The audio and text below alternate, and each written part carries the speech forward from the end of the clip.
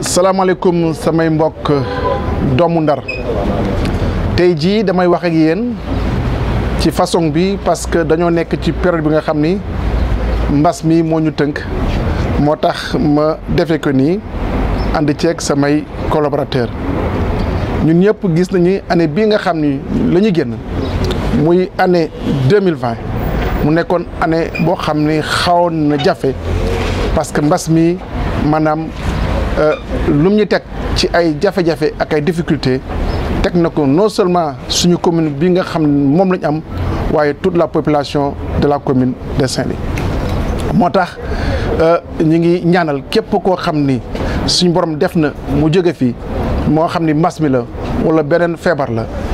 ñu ngi lay ñaanal suñu borom teeru la ci àjjana ju gën a kawe di njaal njaboot yëpp nga xam ni moom la maanaam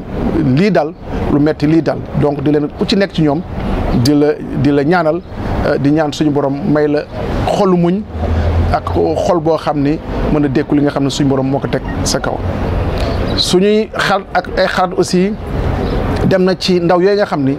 dañ doon jël gaal yi di déma tukki surtout ñu ma gën a dal mooy waa Pikine mooy continuer vraiment di jaale seeni ay waajur di jaale seeni ay njaboot di jaale aussi non seulement les jeunes yu nekk au niveau du quartier de Pikine waaye di jaale toute la jeunesse de Saint-Louis maanaam loolu ñuy wax immigration irrégulière wala clandestine nekkul loo xam ni solution la pour ndaw yi mais aussi mbas mi indi na jafe-jafe ci yenn liggéey yi vers les acteurs culturels vers maanaam ñëpp nga xam ne ñoo yëngu ci affaire culture waaye aussi suñu mbokk photographe yi nga xam ni seen liggéey xaw na ci sooxee ñoom ñëpp ñu ngi leen di en tout cas xool loo xam ni daañ ci mën a ànd pour liggéey ko jéem nañ cee def tuuti ci année bii weesu waaye nekkul loo xam ni lu yomboon la donc samay mbokk Ndar maa ngi leen di nuyuwaat encore di leen sant di wax ni maanaam mbas mi indi na jafe-jafe ci liggéeyu commune bi waxuma sax ci liggéeyu commune bi rek waaye ci liggéeyu Sénégal weesu na Sénégal ci àdduna bi yëpp suñu koom-koom laal na ko laal boo xam ni laal bu xaw a jafe la waaye équipe municipale bi nga xam ni suñu borom moo ñu ko dénk jéem na fexe di liggéey pour quand même mën a indi yokkute ci suñu cadre de vie yokkute ci lu bëri loo xam ne moo ñu war fii ci Ndar te di def yokkute boobu nag c'est à travers effectivement suñu ay projet nga xam ne ay projet investissement yoo xam ni maanaam état bi moo ñu ko jagleel waaye ci taxawaay bu nga xam ni yàlla def na ñun ñu am ko projet yu bëri nag maanaam am na yoo xam ni pare na mën naa ci wax maanaam pavage bi nga xam ni am na mën naa ci loo xam ni Promoville moo ko def gis nañ ko mais aussi gis nañu Ndar set wecc boobu ñu doon wax lu ñu suñu borom defal avec maanaam 1800 lampadaires yi nga xam ni def nañ ko ci biir au niveau donc du périmètre communal. gis ngeen aussi ni y'a l'école Justin Ndiaye ñu rasé ko ba mu rasé tabaxaat ko tabax boo xam ni bu mucc ayib am na yeneen projet yoo xam ni aussi tàmbali nañ ko te maanaam sori na bu soriwul bu jegewul jeex aussi soriwu ko noonu ci loolu mën naa ci wax yu bëri am na place Baye nga xam ni moo doon place Faidherbe gis ngeen liggéey bi lee mu pare fii leeg février mois prochain au plus tard bu neexee yàlla liggéey bi dana pare avenue Jean Mermoz mi nga xam ne aussi bokk na ci programme développement touristique tàmbali nañ ko donc mi ngi avancé nu mu war a avancé te gëm nañu balaay 2021 bii di jeex les travaux yi nekk au niveau donc de l'avenue Jean Mermoz bu neexee yàlla dana pare. gis ngeen aussi ci wàllum assainissement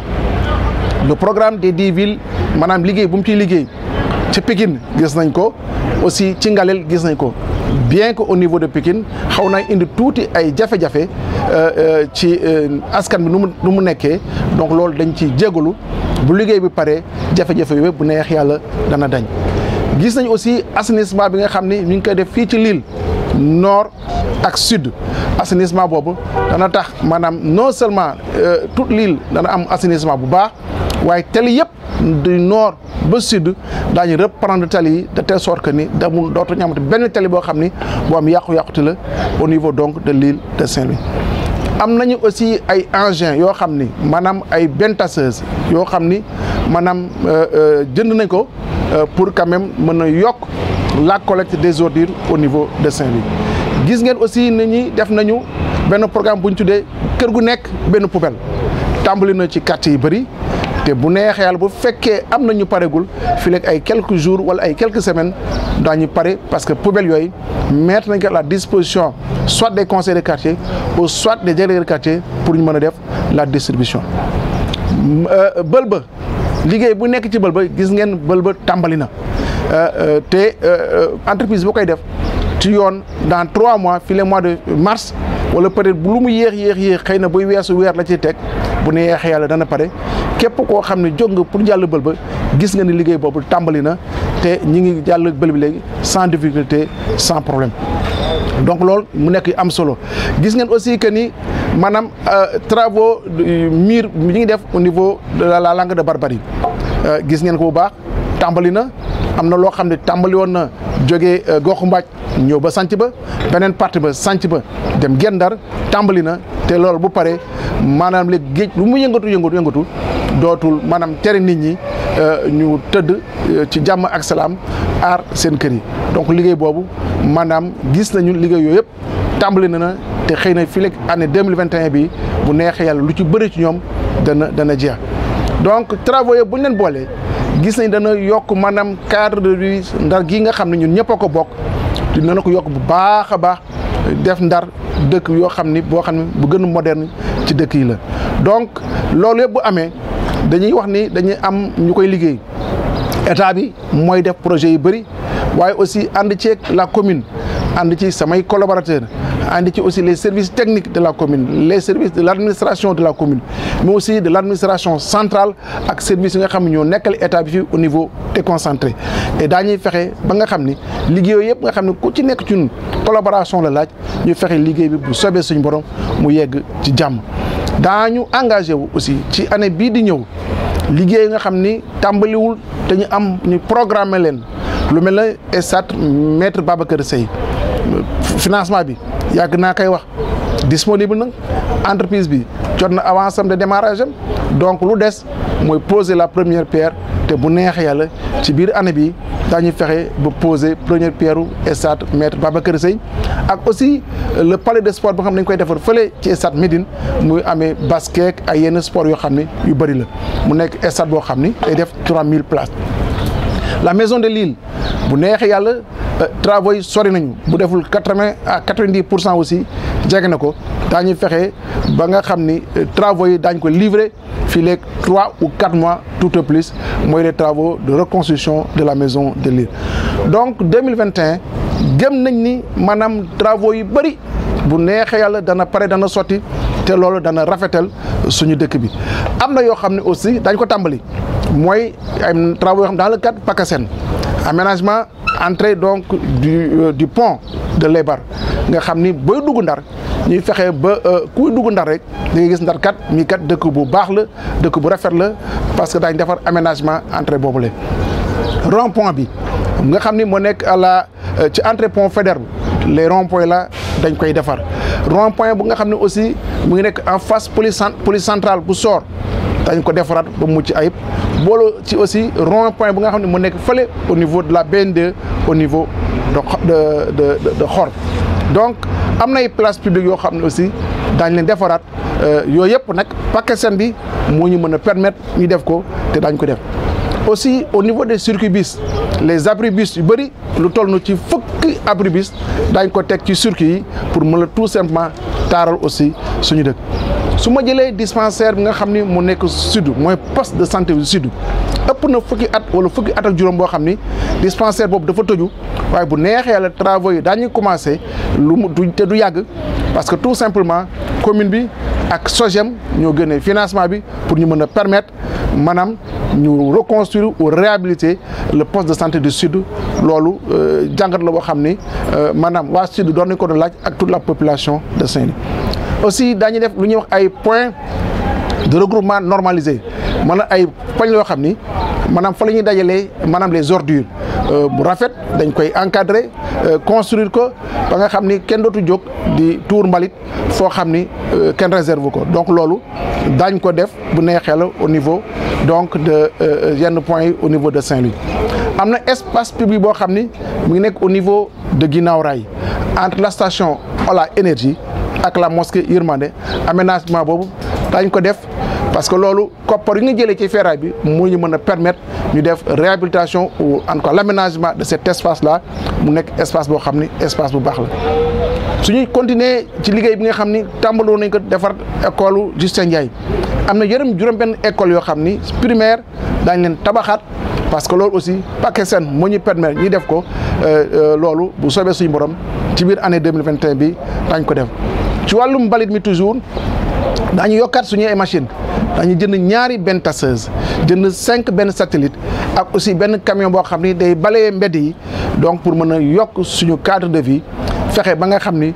maanaam suñu programme boobu ñu tuddoon Ndar Set Wecc mu nekk réalité. marché Sor marché Ndar Tout marché Pikine ñu ngi nekk di négocier ak la CDC pour que ñu reconstruire ñu suñu marché yooyu de telle sorte que dañu am des marchés modernes maanaam négociation yi mi ngi progresser bu baax a baax te gëm nañu ci biir année bi bu neexee yàlla loolu dana tàmbali loolu dafa nekk lu am solo. donc lu ci am solo maa ngi waxaat aussi programme bi nga xam ni moom la ñu laloon pour ngénte waat mbedd yi mu nekk programme bu am solo dañ ko continuer sans pression vraiment sans aucune pression dañ koy continuer parce que lu war la loolu moo taxoon ma am benn commission boo xam ni dama ko defoon commission boobu mu nekk commission bu am ay borom xam-xam ak ay personnes ressources ay notables yu ci bokk commission boobu nag dama leen di gërëm ci liggéey bi nga xam ni def nañ ko ci bëri bokk nañ ci wax naa ko léegi mooy représentant imam représentant évêque yi maanaam aussi waa CRDS am nañ ci représentant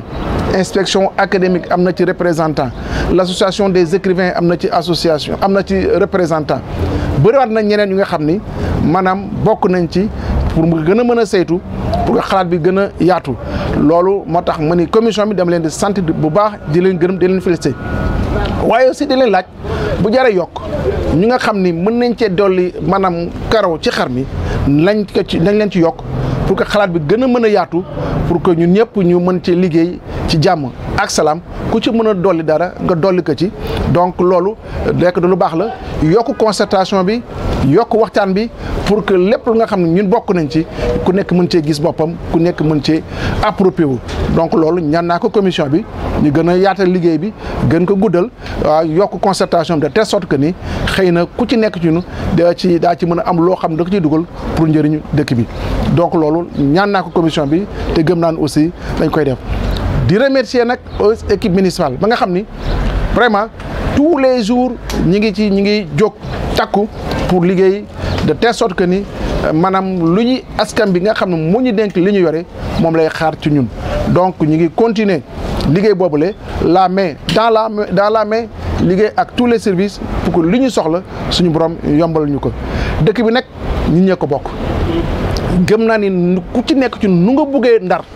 la ku ci nekk ñun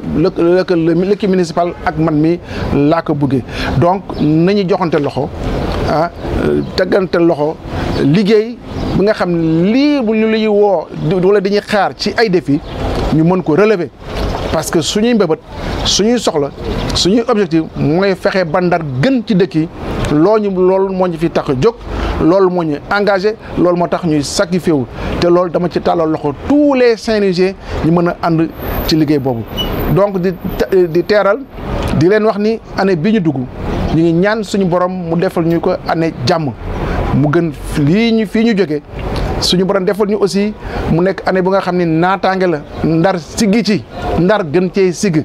donc loolu ñaan bu nga xam ne moom la ñuy ñaan suñu borom di ko ñaanal mbokk yëpp di ko ñaanal vraiment toutes les familles di ko ñaanal njaboot yëpp